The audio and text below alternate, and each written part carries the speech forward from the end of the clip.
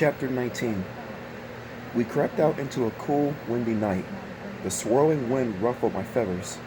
Up above, a pale half-moon kept sliding behind wispy clouds. Cole and I walked along the street that led to town. We tried to hurry, but our legs felt stiff and our knees were hard to bend. Car headlights swept over the street toward us. We slipped behind a low hedge and hid, clucking softly. We didn't want anyone to see us like this, and we didn't want anyone to ask us where we were going. We passed through town, making our way along the backs of stores. Trees hissed and shook as the wind picked up. The air grew heavy and moist. I felt a few raindrops on my forehead.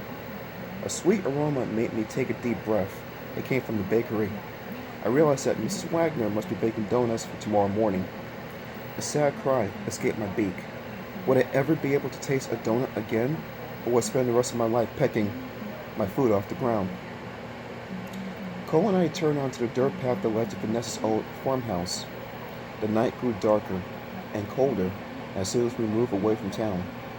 Our shoes plodded heavily over the hard dirt path. A few minutes later, I could see the black outline of Vanessa's house against the gray sky. "What are we gonna say to her?" Cole demanded softly.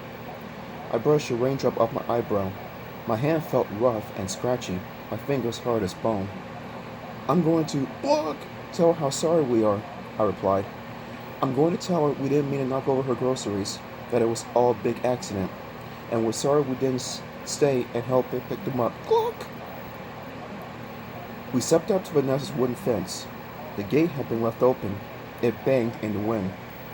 I raised my eyes to the house. It hung over the tall grass like a low, dark creature.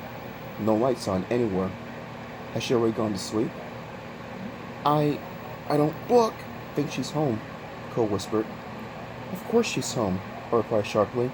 "Where else would she be? There's nowhere to go at night in Goshen Falls." We stepped through the gate. I tried to latch it behind us to stop it from banging, but the latch was broken. "What do we say after we apologize?" Cole asked, hanging back. I placed a hand on his shoulder and guided him along with me to the front door. "Then we beg her to remove the spell," I clucked. "We beg her to change us back to the way we were." "Do you think she'll do it?" he asked in a tiny voice. "I don't know," I replied, "but we'll soon find out."